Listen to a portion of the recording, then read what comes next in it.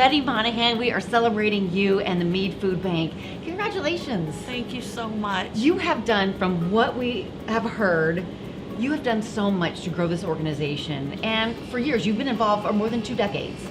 23 years. What got you started? Second Harvest was looking for a food bank. The closest one to this area was in Hilliard. So they wrote a letter to our church, Mead Community Church, and they were looking for 2 people to come forward. And my husband said that another lady had volunteered, and I said, oh, I think I could work with her. So it was she and her husband and my husband and myself, and we just started researching.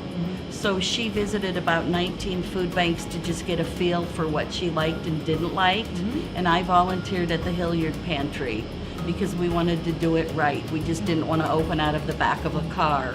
So we looked for a location, we talked to people, and the principal at Farwell Elementary back then, my husband approached her and they let us open there in a portable. And here you are. And here we are. Yeah, and so how many families do you serve regularly? About 40 per week is a good average. The record is 69 families in one night. But usually around 40. And some of those families can be, one person, or they can be large families.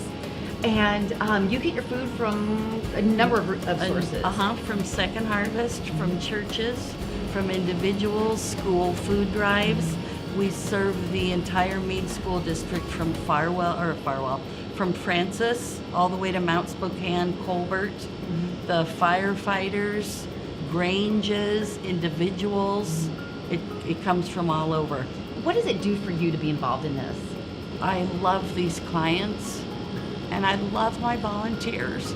I couldn't do it without the volunteers that we have, from children, from everyone, retired folks, working folks.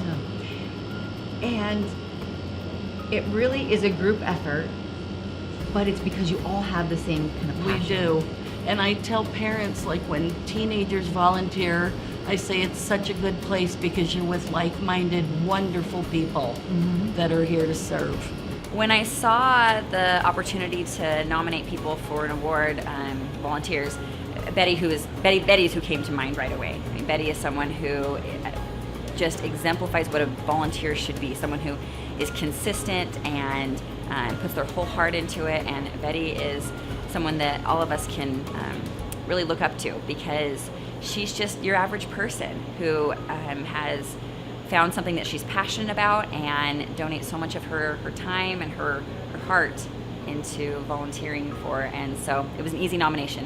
When you're dealing with families and some of the trials they might be having, you have to be sensitive. And she is so good at being sensitive and loving and making things fun, making something that could be an awkward situation not awkward, and instead just,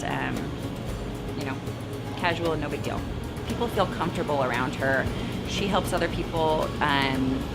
She boosts others up, and she is a confidant.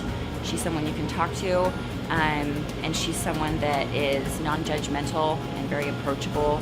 I just love her. What would happen if you weren't here doing this right in this community? What would those folks do? It would be hard. I mean, they'd have to go farther for assistance. Yeah. What about people who might want to be involved and are kind of afraid to take that first step? What would you say to those folks? Just leave a phone message and we'll call you back. We're always looking for volunteers, particularly with the food pickups. She is the driving force behind all of this, and we just get in line behind her and march on with her. Any last messages about this community, about this group? Just the outpouring of support that we have. We have grocery stores who donate. People are picking up food 7 days a week from stores.